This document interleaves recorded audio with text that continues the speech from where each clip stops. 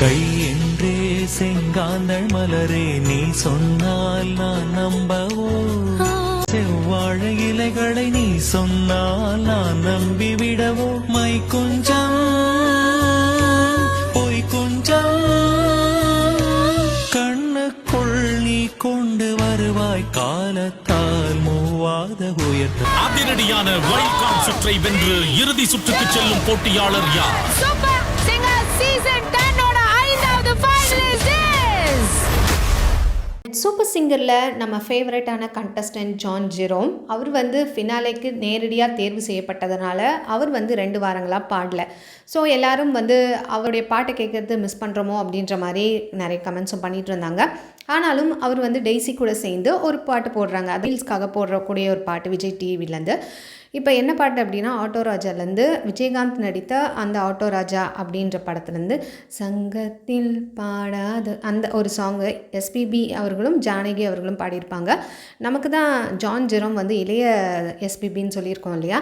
So அதுக்கேற்ற மாதிரி அந்த வாய்ஸும் அவர் அப்படியே மாடுலேட் பண்ணி அழகாக பாடியிருக்காரு.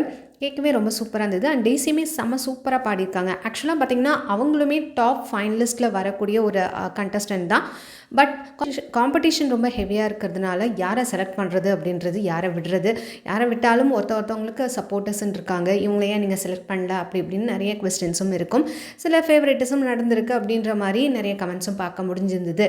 இந்த வாரம் சூப்பர் சிங்கரில் வைல்ட் கார்டு ரவுண்ட் இருக்கிற கண்டஸ்டன்ட் மட்டும் இல்லாமல் வைல்ட் கார்டு என்ட்ரி ஆகின மற்ற கண்டஸ்டன்ட் யாராவது வரப்போகிறாங்களா அப்படின்ற ஒரு பெரிய எதிர்பார்ப்பும் இருக்குது. நல்ல வேலை அந்த மாதிரி யாரும் இல்லை. ஏன்னா இவ்வளோ தூரம் கஷ்டப்பட்டு டாப் 20லேருந்து டாப் 7 வரைக்கும் வந்திருக்காங்க. இந்த கண்டஸ்டண்ட்டே வெல் டிசர்வ்ட் தான். இதில் யார் யார் நிற்கிறாங்க கோல்டன் ஷவர் அப்படின்னு பார்த்தீங்கன்னா டெய்ஸி, நம்ம ஸ்ரீபிரகாஷ், ஸ்ரீநிதி ராமகிருஷ்ணன், அப்புறம் ஸ்ருதி, இவங்க 4 பேர் நிற்கிறாங்க. இதில் நம்ம மனோ அவர்கள் அனௌன்ஸ் பண்ணுறதுக்காக இப்படி திரும்புகிறாரு. ஆக்சுவலாக பார்த்திங்கன்னா மனோ பக்கத்தில் யார் நிற்கிறாங்கன்னா ஸ்ரீபிரகாஷ் நிற்கிறாங்க. ஆக்சுவலாக அவங்கள பார்த்து எந்த அனௌன்ஸ்மெண்ட்டும் பண்ணல. அந்த சைடு தான் அவர் பார்வை இருக்குது. அதாவது ஸ்ரீநிதி ராமகிருஷ்ணன் ஸ்ருதி இருக்க சைடில் தான் மனோவோட கையும் போகுது அண்ட் கண்ணும் போகுது. ஒருவேளை ஸ்ரீநிதி ராமகிருஷ்ணன் தான் அந்த 5th ஃபைனலிஸ்ட்டோ அப்படின்றது ஒரு 80% நம்மளால் கணிக்க முடியுது. பட் 20% எந்த ட்விஸ்ட் வேணால் நடக்கலாம், நம்ம வாய்ப்புகள் இருக்குது. ஏன்னா இன்னொரு ஃபைனலிஸ்ட்டும் தேர்வு செய்யப்படலாம். அதாவது 5th and 6th ஃபைனலிஸ்ட்டும் தேர்வு செய்யப்படலாம். ஒரு ட்விஸ்ட்டாக கூட இருக்க வாய்ப்பு இருக்குது. பட் 2 ஸ்ரீநிதியிலேருந்து ஒரு ஸ்ரீதி கன்ஃபார்ம் அப்படின்றது தெரிய வருது.